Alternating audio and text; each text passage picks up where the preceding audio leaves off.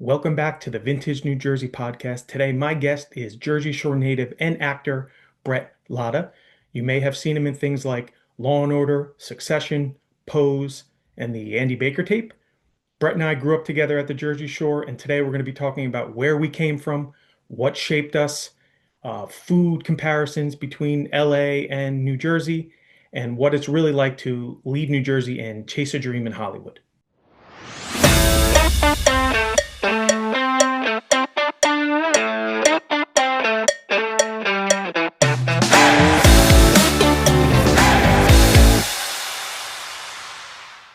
Brett, thank you for joining me today.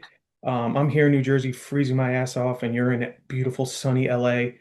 No, Um, it's pretty cool. I think it's 74 today, so we're kind of getting a little chill okay. too. Yeah, I think it's 34 today. Yeah, yeah. So yeah, thanks for joining me. This is my second person podcast. It was my wife the other day, and now you. So thanks for joining me. I saw Shauna. She's a natural. Yeah, she's into it. So it was cool. It's like we got some good responses on that podcast. Yeah. So yeah, we were talking about this when we had our phone call a couple weeks ago. We've been friends for like 25 plus years, Yeah, and I was thinking about that. We met, it was what? It was 1999. So uh, that's it was 20, I think it was 26, 27 years ago. no, I think it was before 9/11. It was before 9/11. Yeah, so I think it was the summer. I remember I knocked on your 2000, door. I was 2001. 11 or 12. Yeah. You were wearing a Stone Cold Steve Austin shirt. You had bleach There. blonde hair. Yep. I Um, remember those days, man. yeah, you knocked on my door. I was like, "What is going on?" I came from Brick, and I had a couple people show up at my door, wanted to hang out, whatever. That was a Well, cool. Point is such a small town that I think, our high school, our grade school class was 60 people. So when Right. we got someone new, it Yeah, was when you were exciting. It was right. just the same people. So everyone's excited to meet you. Yeah, I was like, it was like Smallville to me. I'm like, what is going on with these kids? First of all, Pleasantville, Pleasantville. yeah, Pleasantville. Sorry, yeah. Yeah. So for people who don't know you the way I do, why don't you just introduce yourself? Well, hey guys. Yeah, I'm Bret Lada. I'm a Point Beach native. I'm a Jersey Shore guy, and I grew up with Tom. Originally, most of my life, I was a competitive swimmer, and then I transferred into acting a little bit older in life. And I lived in New York for 12 years. I'm in LA right now.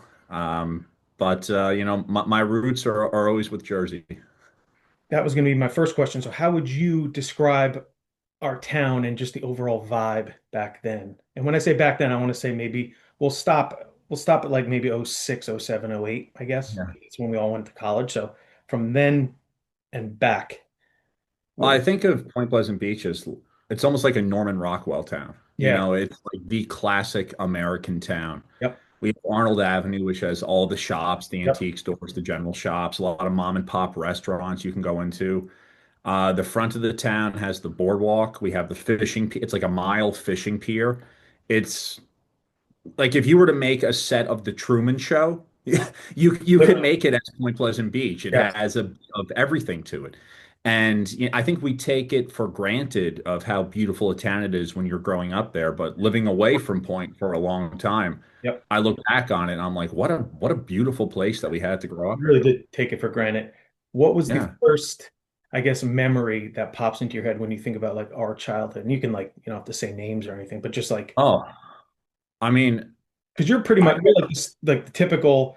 I mean, I half my life I went to Brick, but then I obviously yeah. I say I grew up in Point, but like you surfed, you swam, you were a lifeguard, you were just like the Jersey Shore guy. When I think of that, your parents didn't they went to like they grew up on the shores. Yeah, I mean, my dad grew up in Lavallette, Monterey area. My mom's from Toms River. They're all Jersey Right. people. I think I think my favorite memory from childhood is like we grew up in that generation before cell phones and we were riding bikes everywhere. I Yep. remember like you and I Yep. sneaking out of our houses. We were like 12 years old, Yep. didn't tell our parents. We stole $5 out of the change jar. We'd go up to the boardwalk, throw We'll our go to the bikes bridge and underneath the turn around. boardwalk, Yep. go get Chippy's fries. Remember that? Like Yep. how good Chippy's French fries were, and we would eat a carton of fries that Yep. was this big, covered with malt vinegar, Yep. sitting on a curb, and that was just like summer paradise for us. And Norman Rockwell. It's just like the That's just Yeah, like yeah. you can make fun of it, but like that's I don't think kids are doing it that the days like how we were. You know, we were able to. It was like very much. It was like that stare. Like you knew where your friends were, right. riding your bike past another friend's house, Yep. and seats on the lawn, Yeah. Right. and that was a lot of our childhood memories. Yeah.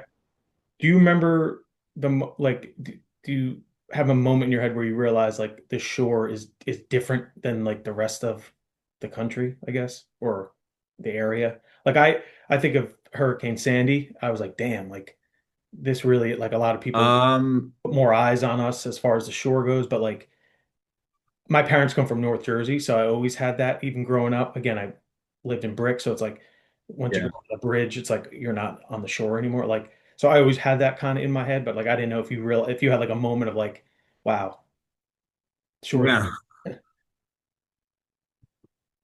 you know it. I think I was actually older.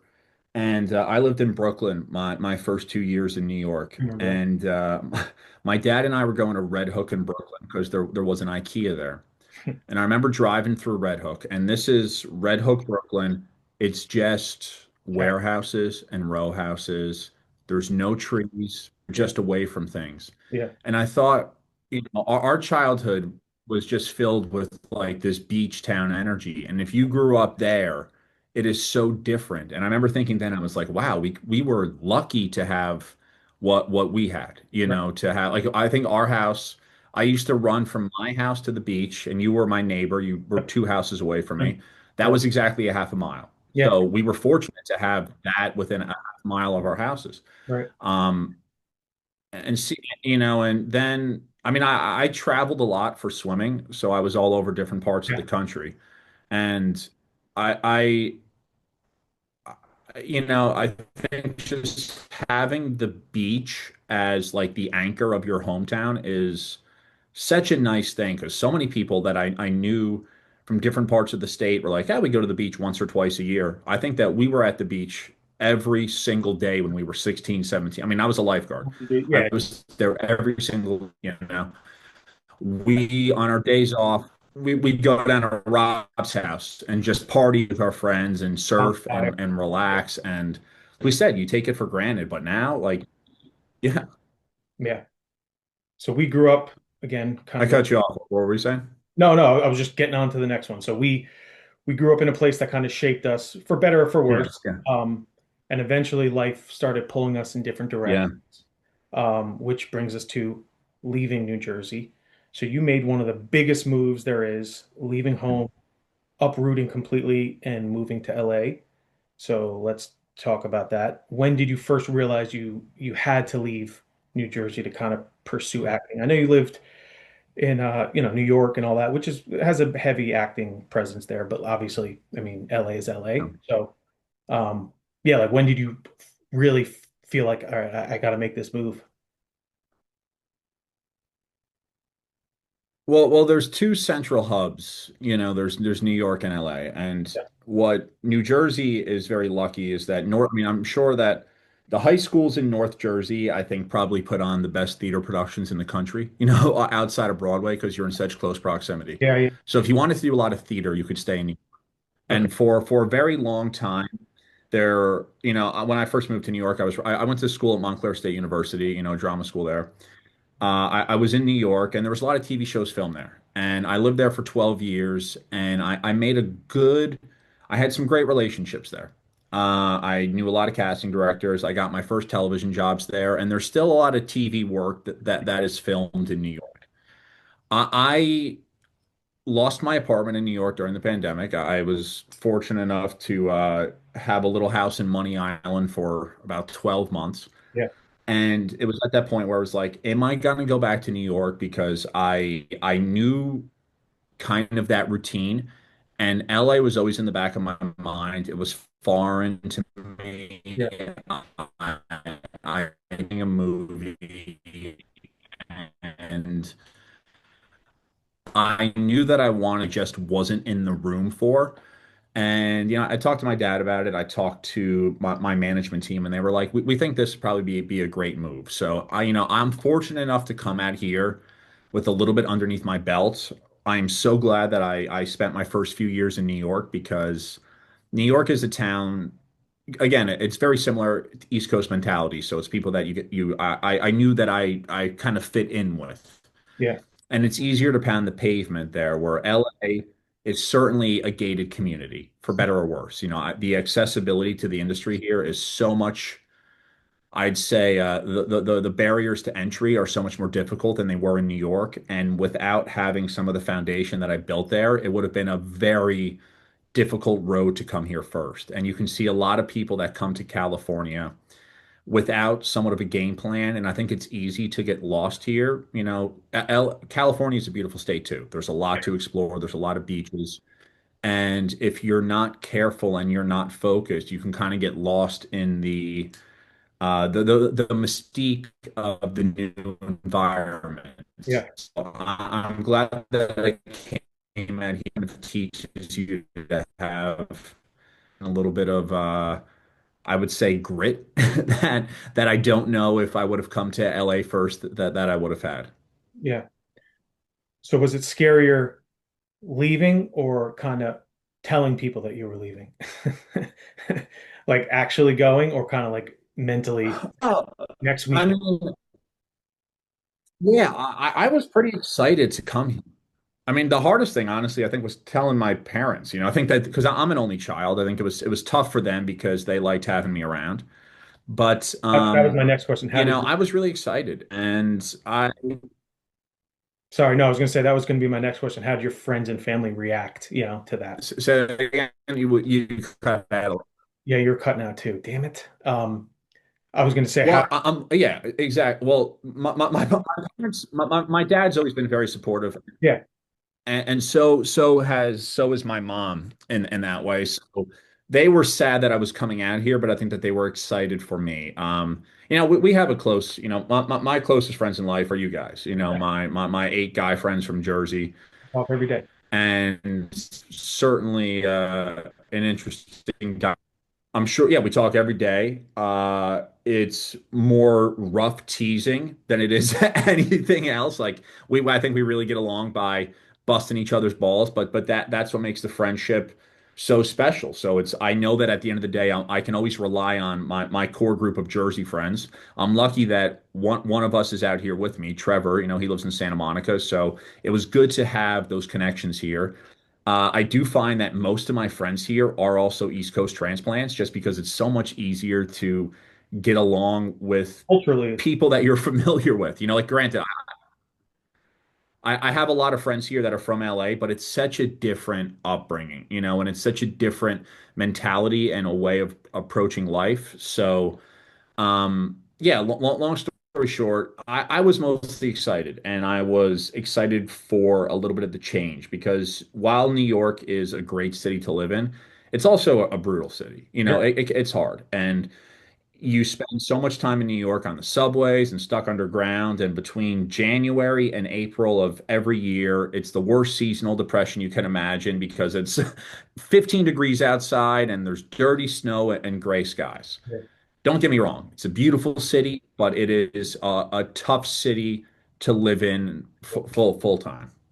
So you move to LA, you move in, do your thing, get all settled. Your first week there, was it culture shock, excitement, panic? Oh boy. Um, yeah, I remember.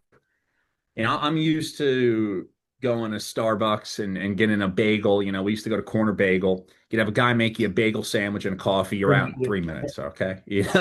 Bacon, egg, and cheese, and I'm on the road. I remember going to a Starbucks in Radio City. I order one at my watch. It's like 15 minutes is going by. There's no one else in the store. I don't have the coffee and I can feel myself. I'm like shaking. I'm all worked up because I just, like I don't have the patience for it. Yeah. So for me, it was definitely the tempo change. What was the toughest adjustment? People on the West Coast, for better or worse, don't move at that East Coast pacing. In I would Jersey, say you're that the in and out. tri-state area 3 minutes, you're in and out. probably Coffee, is. drinks, you're gone. Boom, in out. In and out. Yeah, exactly. It's like we're so used to convenience. We have a Wawa, you go in, you're out. Yep. There's no convenience stores out here. Really? Really go into like a sandwich. It's always like an hour. Yeah, that's the biggest thing that I realize is that like there's so many delis in New Jersey, which I love. I don't, the delis here are all these sit down experiences and it's like an hour lunch. So it's the pacing of life here is a lot different. And that took me a while to adjust to that. So I guess you kind of covered it, but would you say that was your like first, I'm definitely not in New Jersey moment, the pace, I guess, of everything? Well, and I had, man, it was a rough, I mean, I certainly had a rough first year here. I was coming out the tail end of the pandemic. The industry, for the most part, was still kind of recovering from that, so not a lot of stuff was filming. I was lucky that I had some money saved up, so I wasn't really tethered to working too much, and I got to explore Yeah. a lot of California, which I'm grateful for. Yeah, that's cool. But I would say it might have been like 2 months in, and I'm driving down Melrose Avenue to Larchmont. Larchmont is almost like Red Bank-esque little village. Okay. And I'm like, I'm about to make a turn, and I get in a weird car accident, and I'm like, wait, how did that happen? The guy's bumper falls off in front of me. Come out of the car. There's three people. I think I texted you about this. They're I screaming at me, remember "You're this. going to pay for this, all this stuff." Well, I realized this was, this is a common thing in California. It's called it's a crash for cash. So this was entirely set up. They knew I was going to go in the turn lane. They saw I was by myself. Their bumper must have been tied on by a string. They clipped the front of my car. Whole thing fell out. So that happened.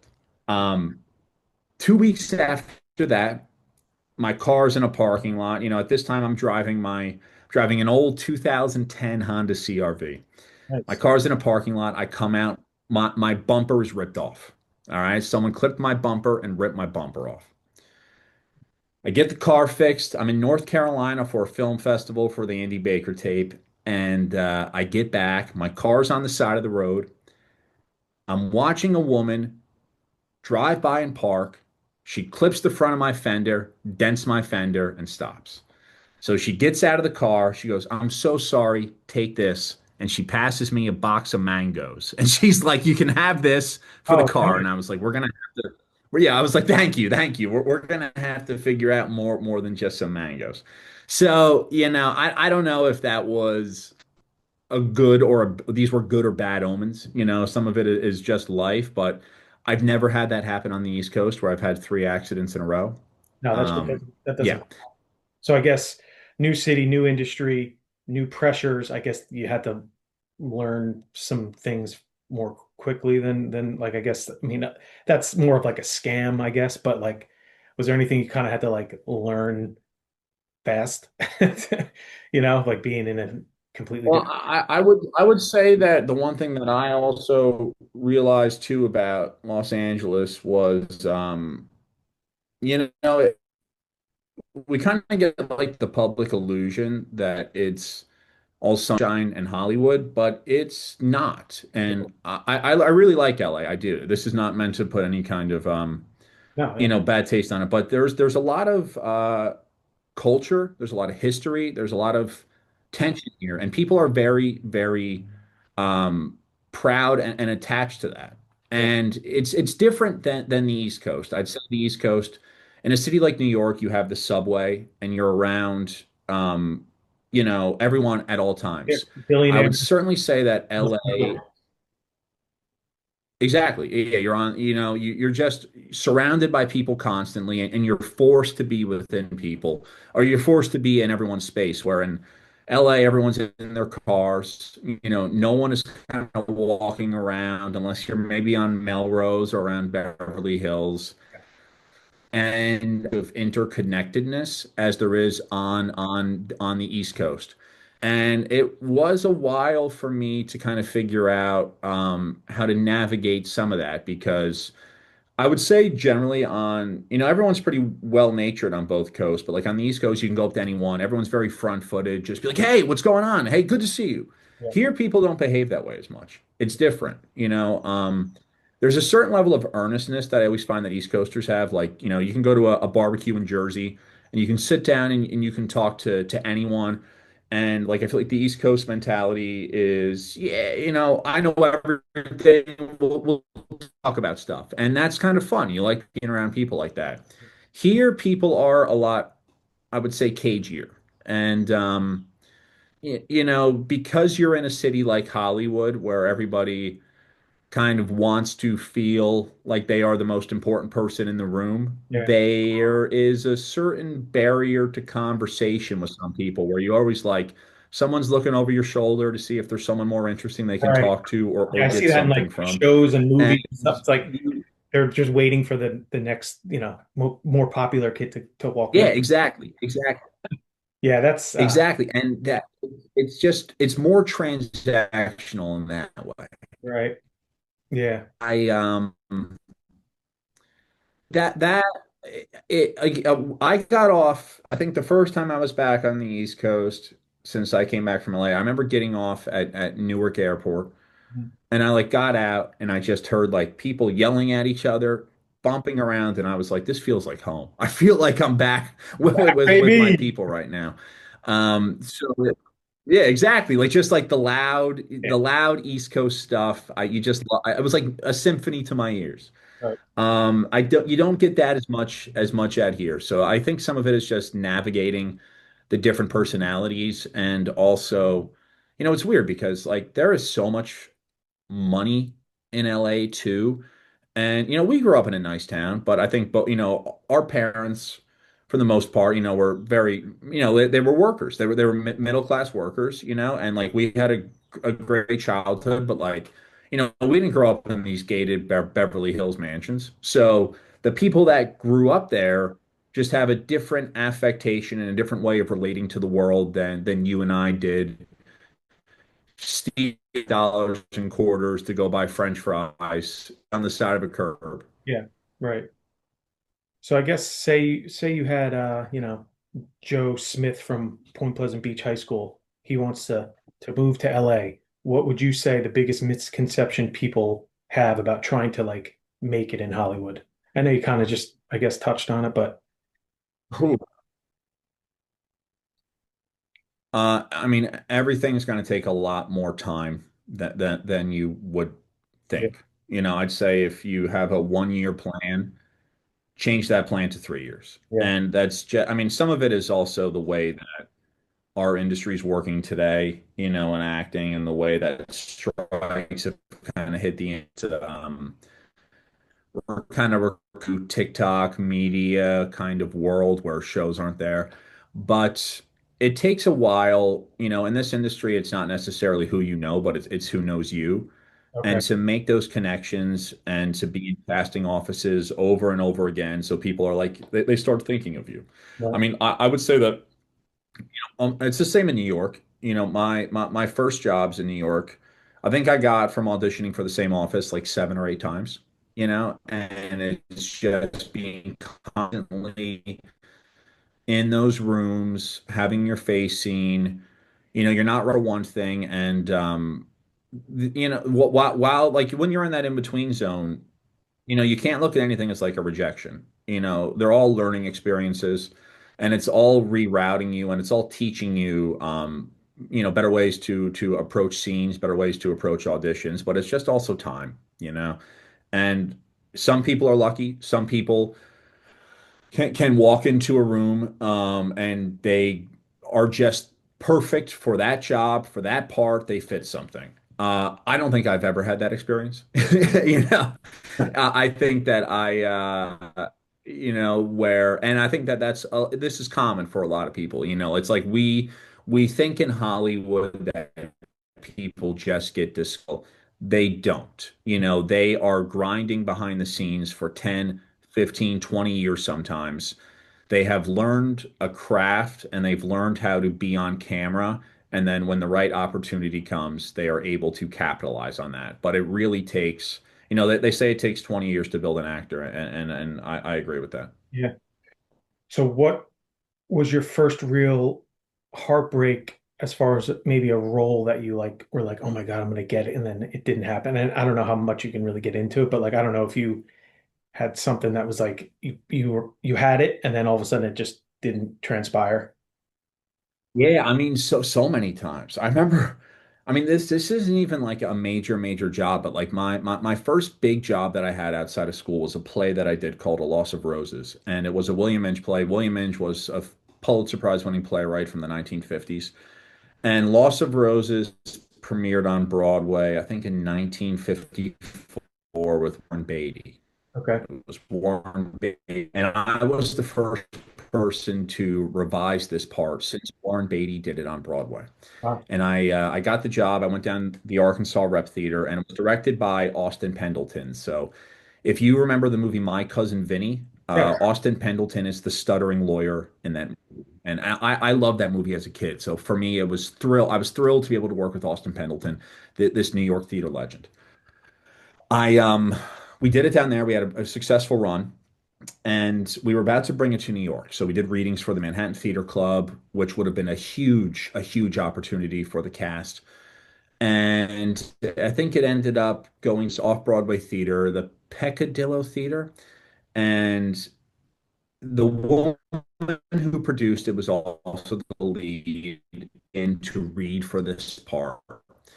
And I think her eyes, she kind of wanted a fresh cast. The entire cast was being replaced, but the director wanted to see me for this. And I remember going through all these callback sessions, all these work sessions. I felt like I did really good work. And the director was like, this is great. We're really getting dialed in. We're getting held in.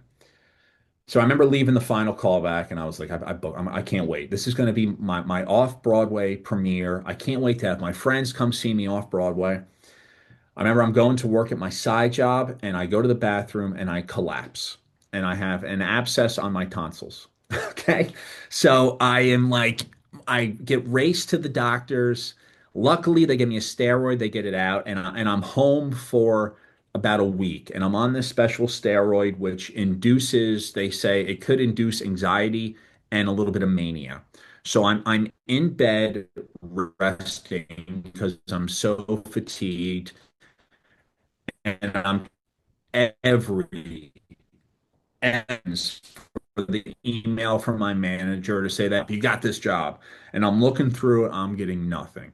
The week goes by, my anxiety is through the roof, and I'm like, am I going to hear? Am I going to hear? I'm asking my manager. He's getting annoyed that I'm bothering him. It turns out I never booked the job. Turns out it was I all in don't your know what head the whole happened to it. time. It fell through my.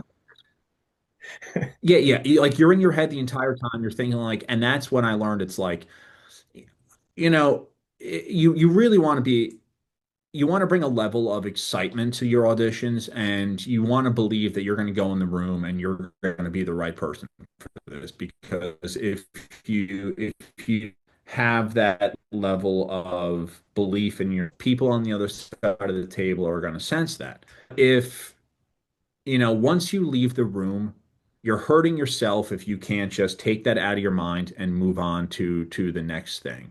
I had the same thing once. I remember there was this TV show, American Gods. I don't know if you remember that. I think it was Showtime or Stars. It was like Pablo Schreiber, Ricky Whittle, Ian McShane. It was a pretty big show. And I was doing that. I was working on this other TV show called I Love You But I Lied on a second episode, and it was the same thing where I had a callback for a great guest star role in it. The casting office called me up. They said, "We love your first tape. Can we get just work with these little adjustments and retape it?" So I got it coached. I did the taping in New York. I sent it out to LA. Everyone, my managers and my agents were thrilled about the tape. I'm like, yeah, I'm going to book this job. And I'm on set for this other TV show that I'm working on. And every 2 minutes, it's the same thing. I'm checking my phone. I'm waiting to see if I got the job. Well, I didn't book that either. Then I mean, a crazy story about this is like, I remember auditioning for Law and Order. And I remember going in the room, and it was a straight to producer session. And I have the heads of the production office for Law and Order. I do one read, I hear some laughs, and then silence, and they're like, "Thank you." And I was like, well, "Wait, can I read it again?" And they're like, "No, no." I called my girlfriend at the time and I was like, I can't, like, it was heartbreaking. I thought that, like, I was, like I failed. I did a terrible job. Well, 3 hours later, I got the phone call saying, you never know what is going to happen and how things are going to go. I'm like, I'm going to get this job or I want this. The odds are so stacked against you. So what I try to do is let it go after I send in a tape, after I audition. It is so much more difficult, it's so much easier said than done, but you'll drive yourself crazy if you're just checking emails to see if you get anything. I feel like you almost have to go, like, even if you feel like you crushed it, you have to go into it with like a pessimistic attitude. I mean, almost negative, like oh, I'm not going to get this anyway, just to not like let yourself down, I guess.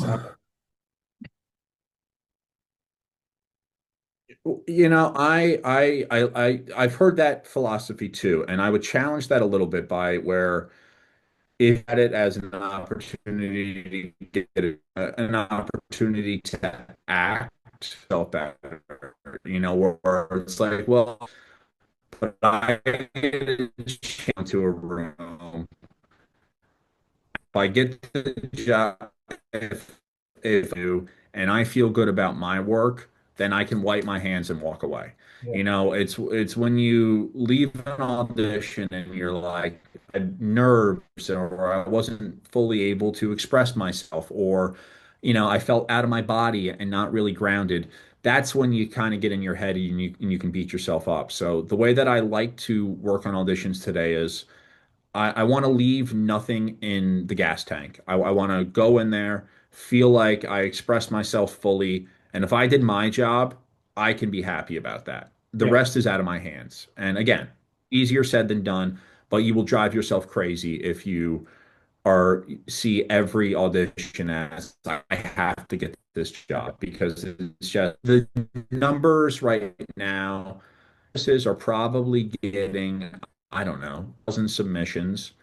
There are probably only 50 people for the part. Sometimes they're seeing 15 or 20. The odds of you even are so difficult Yeah. that to book a job, there are so many factors, whether it's like I'm 5'7", they're not going to cast me, If they are a bunch of people in the episode that look like me, they're gonna go for a more diverse casting. There's just so many things that are out of your control that you can't do. So all you can do is just try to show up and be the best version of yourself. All right. I got a warning like 5 minutes ago I that see that we got 541, right? I'll end and then I'll resend again, and then I have other questions too, if you still have time. Yeah, yeah, please. I got enough time, all the time you need. We're glitching out on some things, which I don't know if it's my connection or yours. And then you I were, saw it. Some things like because I was like I saw you saying and I was like, wait, you're glitching, and I was like waiting for you to respond, and I was kept glitching. So yeah. So I don't know. We'll see how it comes out. But were you getting all like the verbal stuff at least or yeah, no? yeah. You would like come in and out, but some of it sounded like you're underwater, but you can kind of understand. So whatever, worst comes to worst, I can like edit some stuff out. But Well, we can always. I mean, yeah, if you want to I saw that because we were getting some glitches, and like I was like, damn. yeah, I know. I don't know if it might be my internet, but all right, I'm gonna end this and then I'll resend you another link. All right, perfect. All right. All right. Okay, so I apologize in advance, people, if it's getting a little glitchy. I mean, he's 5,000 miles away, so I don't know what you want from me. But all right, Brett. So what parts of your Jersey personality stayed with you in LA, and then what are some things that you maybe kind of had to unlearn? Well, good question. I think the older I get, the more of Jersey I want to keep in me. Right. It's interesting because you realize that that's just the texture and the core of who you are. And when I was first in New York, it's weird because Jersey people are just so uneducated about Jersey. Yeah. They don't realize how many beautiful parts of New Jersey there actually are. I started this. Like when you go down. Yeah, I mean, I listened to you while you started the show. You're talking about New Hampshire guys who Right. just don't understand how gorgeous. You Yeah. go down to Burlington County, you go to the lighthouses in New Jersey, Yeah. the shore, the beaches. There's just, it's a beautiful state. Yep. And people see Newark Airport and the parkway around Newark Airport and think that that's what Jersey is. Yeah. So, people will be like, oh, you're from Jersey? So at first I would never say it as it would be this bad connotation, but now it's like this badge of honor to say, Yeah. yeah, I'm from Jersey. There's just great parts about it. I would say the one thing that I have learned or that I'm trying to adopt in my life, which is we grew up in a very front-footed machismo area to where especially with like our friends where if we were in an argument or a fight it would be like the loudest voice in the room wins, and that's what I would say is kind of an East Coast Jersey Yeah. mentality. Scream back. Generally it's harmless, but that's kind of the East Coast way to go. I would say that I dated someone from Seattle. This was years ago. And I feel like the people that don't grow up in that Jersey bubble just don't understand that loud, boisterous attitude. Yeah. And granted, I'm not saying that I was right, but like, I would get excited about stuff. We'd see stuff and she'd be like, you're being so loud. Stop, Huh. stop, Yeah. Yeah. and like that. And I'm like, so it took me a while to realize that some of like the loudness, the in your face kind of stuff, Yeah. while my friends at home are so used to that, the rest of the world just doesn't know how That's to applied. process that kind of stuff. Yeah. Yeah. So I had to nullify that a little bit in me. Yeah. Um, but I would say the characteristics of the East Coast and New Jersey that have kept into me is that, I feel like that everyone that I know in Jersey would always show up for you. Yeah. Like if I had a problem, I could call every single one of my friends. They would be there in a second. I 100%. don't know if people out here can always say that about their friends. So I would say that there's such a level of integrity of the people that we grew up with to where they will come to balls, but if you ever needed any corner. So I want to keep that alive in me, Yeah.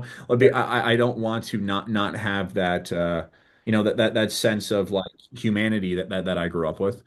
But for me, I think the biggest thing is taking my foot off the gas a little bit. And I would find that even with some of like the parts in acting that I would want to go out for, to where I'm used to playing kind of an aggressive villain, or I'm used to playing someone that has a lot of edge to them.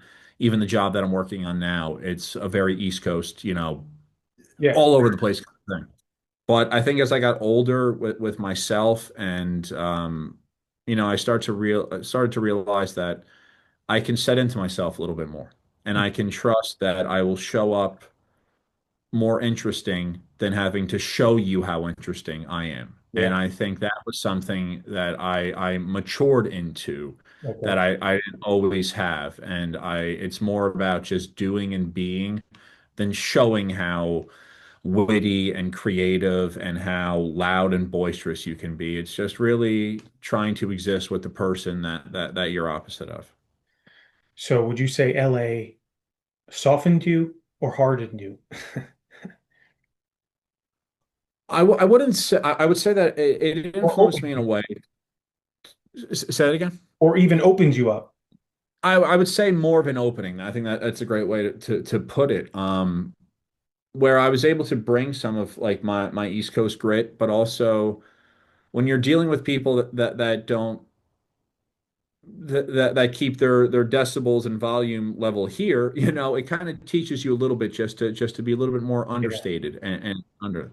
And I think that they're just life skills and life traits. It's like Game of Thrones to where, some characters that are strong, like in King's Landing Yeah. cannot fend in the Right. wild. Yeah. It's just True. different parts of and how you mesh with, and they're all life skills to have. So I would say that I always want to keep my core identity, and that's like if we're going to look at it like a recipe, that's the base of who I am. But, I lived in London too. I spent a lot of time in Connecticut. I lived all over the country. And being exposed to that, you can adopt certain points of view that are completely opposite than yours and just use that to enhance the person that you are. So I'd say anything is just all for the canvas of your life. Okay, yeah. So we could talk growth all day long, but nothing hits quite as hard as like Sure. nostalgia.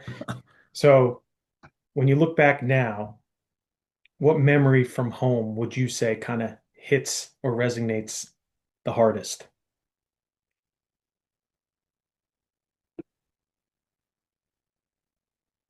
Oh man, there's so many good ones, but um,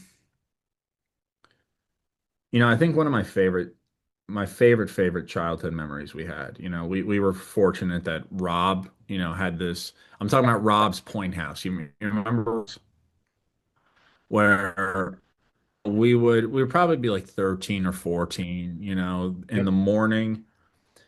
His mom would always come back with a whole thing of bagels for us. We get corner bagels with cream cheese and butter and have that. But I remember, you asked me this before. You said, when did you realize that your hometown is different Yeah. than others? And I remember one night we were all there playing video games till like 4 in the morning. And I remember like I was up in Rob's top room and they lived directly on the beach. And there was this window that looked out and it was snowing on the beach and there was this red lifeguard flag just blowing. And I think that to me is like, it was such a, I don't know, that's like one of my favorite childhood memories, and I think that was the night that you and I wrestled. I think I put you in like a little bit of a headlock and bent your glasses. And then, Oh yeah. you got mad Wow. at me. And then Oh my. remember we changed Pat's phone to Russian and Pat Oh couldn't yeah. figure out how to change his phone back from Russian and he tackled me into like a washer dryer. But it's Yeah. like, that's just kind of like the core childhood memories that we have of being at the beach, throwing maybe oranges and clementines at a couple cars when we're 12, running behind the bushes and doing that kind Yeah, of I stuff, was which thinking about is, that. I was you passing by know, that street the other day, Ocean Ave in Point Pleasant Beach. Shout out. yeah. We would just throw all of their clementines and just go back in the house, and then they would like the parents would leave in the morning, and all their clementines would be in the street. We didn't even clean it up. We just would throw Produce everywhere. clumps, hiding Produce and running onto everywhere. the I beach. know. That's absolutely insane.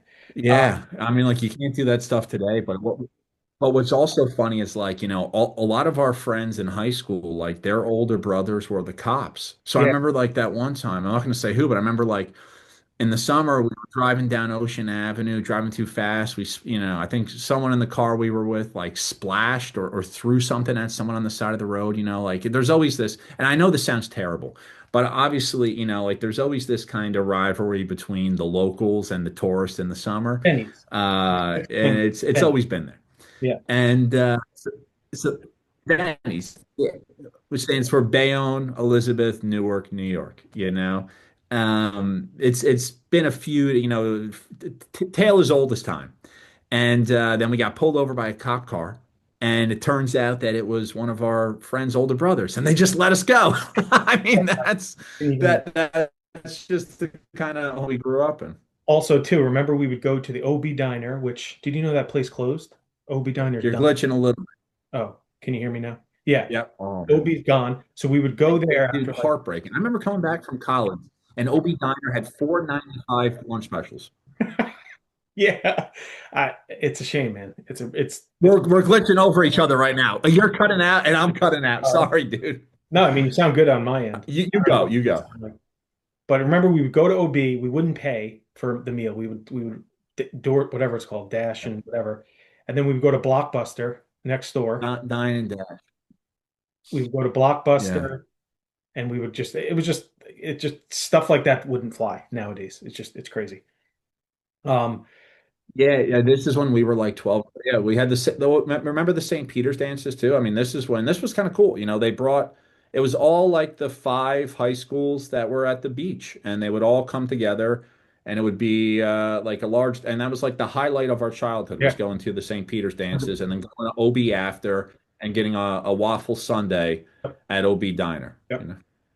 So what is the weirdest, most specific Jersey thing that you actually miss? It could be food, it could be anything. I'm just Oh. maybe I some. mean, this is gonna sound cliche, but one of the first things I did when I got back to Jersey was go to a Wawa because there's nothing like that Yeah. out here. There's Yes. no Wawa. Yes. Um, I remember I would say that my favorite road in all of New Jersey is Route 35 between Point Pleasant and Normandy. Yep. And driving down there in Unbelievable. like September in October. It's just beautiful. It's all these old Victorian beach houses. And I think about that time in like October, it's when the sun is not super bright. It's like this muted blue. It reminds me of an Edward Hopper painting. And you're just driving on Route 35, and it's like the most beautiful, beautiful road you can be on. Not And hot, not cold. yeah, exactly. It's like 60, it's brisk, you're feeling good. My dad, this is before, I mean, that Wawa on Chadwick Beach, I think, is the highest grossing Wawa in the country. So when I You used to said be that, a and lifeguard, there would be an hour wait. yeah, Yeah, I mean, there would be an hour wait to get a sandwich at that Wawa. But before they upgraded it, it used to be this, we're going back to like 1995, you know? It used to be this small Wawa, and next to it was this place called Roy's Candy. And Roy was he was like my dad's work buddy. My dad was a woodshop teacher at Jackson Vocational. Roy was also a teacher. And, my grandma lived in Lavalette. My dad had a big my dad had a big van that he would carry antiques around in. So I'd always sit in the back. He'd be like, let's stop at Roy's. yep. And I get like a slush puppy and a bag of candy and a Mad magazine for, I don't know, $1.25 when I was like 5 years old and drive back. And it's like that to me is when I think about like summer. And this would be like the end of the summer. We'd be at the beach all day surfing. So beautiful. That to me Yeah. is like picturesque, driving down Route 35, core Jersey memory that I wouldn't replace for anything. Yeah, I agree. What food does LA completely butcher compared to New Jersey? Don't even get me started on the bagels here, man. I mean, And I it's was going to just ask you that. Okay. it's bagels and pizza. So when I first came here, I was trying to find good bagels. And listen, there's some places that you can get, and like they advertise New York bagels. There's nothing like the bagel sandwich that we used to get at Corner Bagel. That bacon, egg, and cheese. Yeah. It's perfect.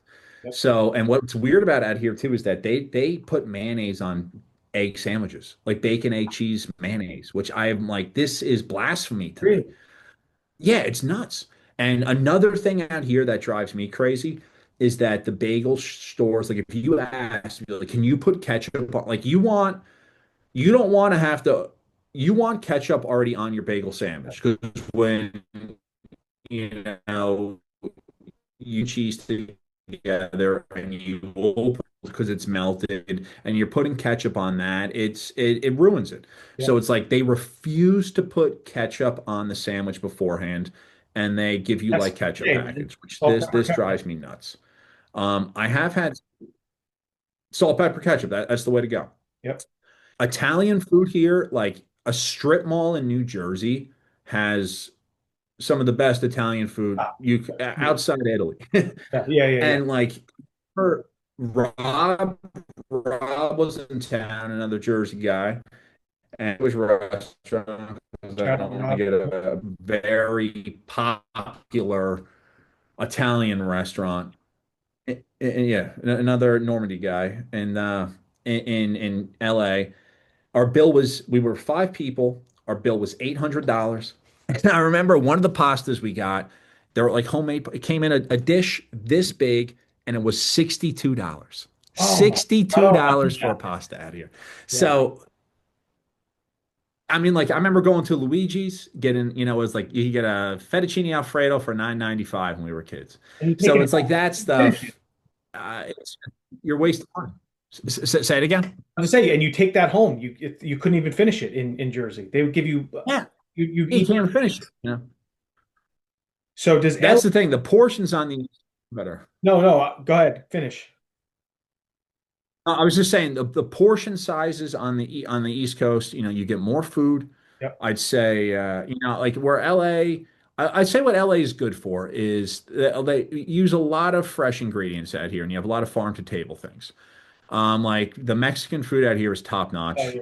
the best in the country, hands down. Maybe Sedona has some good stuff, or around there. But so, like, I go to this place out here that I like called Galagetza, which is a mole spot, and there's nothing like that on the East Coast. East Coast is the best bagels, um, pizza, Italian, that kind of stuff, like American comfort food. But LA is good. I mean, LA does have, I would say maybe a little bit more of like an eclectic palette. Like you can go to, there's tons of like Peruvian spots out here. I like that.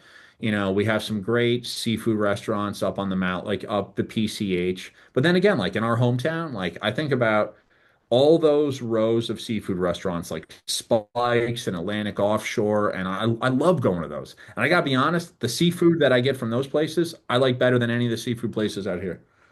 What about I got a few more for you, but what about diners? Come on. Dude, nothing Really? compares to East Coast diners. And like a diner out here, you can't go in. You could go to an East Coast diner, get like a chop steak, salad soup, a Yeah. piece of cherry pie, and a cup of coffee for like 19 bucks. Yeah. You did that out here, you'd spend 60 bucks. Like Gee. the diners just don't exist that way. This weekend, for instance, and granted, I know I probably sound a little out of touch like a boomer, but my girlfriend and I, we went to one of the classic diners in LA. I think we got two omelets and two cups of coffee, and it cost us 72 bucks. I was going to say 20. $72, man. And it's like that's the going rate for breakfast out here. So it's like I mean, that sounds crazy, but that's what I was saying before. I remember going to this was 2010 or 2011, the year I graduated college. But I remember when OB Diner had that, like, it was like a 3.95 breakfast special, Yeah. and we could go there and get eggs, bacon, toast, coffee, and an OJ for 3.95. And I miss those days. So Well, I did I don't know if you saw whatever, but I did a podcast about how Jersey diners are like dying out.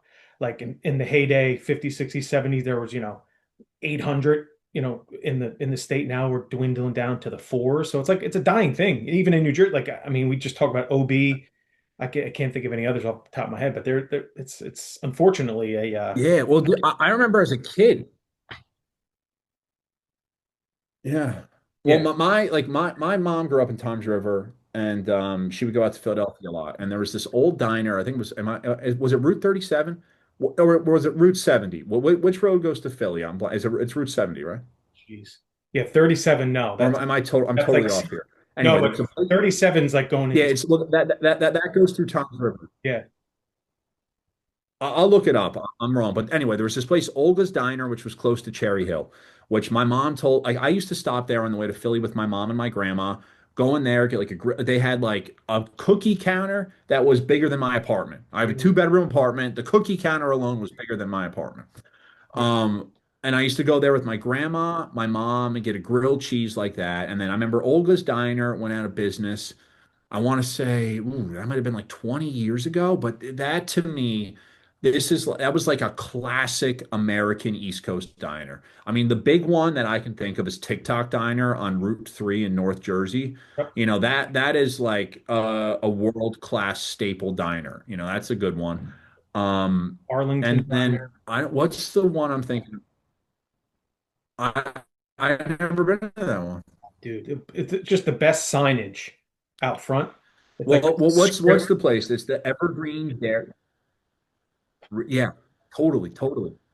Yeah, I'm not Well, sure. there's the Evergreen Dairy Barn too, which is also on the way to Philadelphia. Ice cream stop, Oh, and it's always on the side of the road. You're driving down to Philly, and I think these places have been around since the 50s too. And that to me is such good Jersey culture and Jersey heritage, like having those classic staples. And it'll be a shame if those places go under because it's like a look into the past. It's like Back to the Future. You feel like that you're back in time. And these are places that my mom went to yeah, when she was a little kid. right. So it's those are the traditions that we got to keep alive. Yeah. All right. So let's wrap this up with a quick lightning round. No Oof. explanations, just the first answer that comes to your mind. All right, all right. Who would win in a fight, Tommy Cheeseballs or Mike the Situation? Tommy cheese balls, hands down. Favorite boardwalk food? I know we kind of covered it, but Chippies, Chippies. I'm gonna go back to Chippies. got it. Dream acting role. Hasn't been written yet. Okay. One word to describe New Jersey. Home. One New Jersey smell that you'd bottle up forever. The beach in the summer. The smell of the sand and Yep. the salt air. And would you ever move back? 100%. I am going to explain this one, but I think about this because I love LA. Granted, I feel like that it's not a place that it's like I love here and a place on the East. I do miss that. And Yeah, Jersey, I have a lot of friends back there. And there's so much film and TV right now that is going into Jersey, I with know. Fort Monmouth. So I'm curious to see what the next few years are going to be like for East Coast production. I'm lucky that I can be a local hire. So since I have friends, so it's like I tape for stuff, I'm going back. I'll be back in April for a job. So I go back and forth and I'm fortunate to have that. I I while I'm here, I'm going to enjoy myself to the full extent, but I always feel like there's a part of me that, it's like I feel like, you're in the Odyssey and I'm traveling around and I'm collecting adventures and I'm collecting stories, but when I finally come back home. I There think you that's go. the point of the Odyssey. Is like you never actually return home to the same place Right. once you go away. But I will bring a new perspective and I will bring myself to when I move back to the East Coast in a different way. So I I am happy with what I'm doing now, but I also will, I miss Jersey too. Yeah. So for anyone listening who's thinking about leaving their hometown to chase a dream, what's one piece of advice that you would give them? Throw yourself into uncomfortable situations. You only really grow when you're tested. And if you stay in the comfort bubble of what you know, you could always be the best there, but you're never going to be tested to your full potential. And I would say that the things that happened to me that I thought were devastating or the toughest moments that I went through actually all happened for me. And my consciousness grew from it. I learn how to adapt and I learn how to be a better person from facing adversity. So the more adversity you get and the harder your path is, that means that you're on the right path and you're doing things that are testing you and forcing you to grow. Awesome. Brett, thank you. I love you. Thanks for coming on.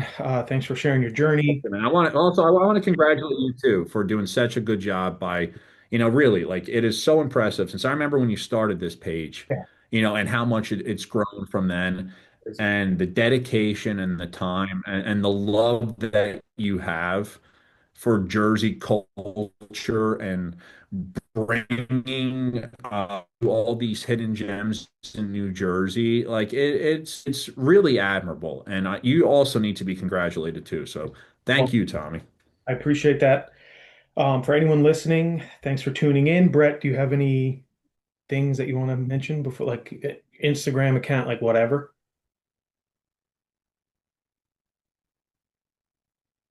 Yeah, I mean my Instagram is just boring pictures that I take around Cal. It's like photography. But if anybody does want to follow me, it's Brett Meets World, BRET, spell one T Meets World. I'm on there, and then my one of my films that I have, which is behind me, the Andy Baker tape. You can see that's on Apple, Amazon, Tubi. But I'm always posting updates on my Instagram and stuff of what I do. But Awesome. I'm just happy to be here with you right now, Tommy. Make sure to check out Brett's work. I'm gonna add it in the description, Brett, so people can see like Andy Baker and all that stuff. I hope to God this came out okay. I'm gonna try my best to make it look nice, but thanks again. Love you, and I guess we'll talk. All right. I'll talk to you soon, Tommy. Thanks for having me on. All right, man. See you. Message. New Jersey podcast.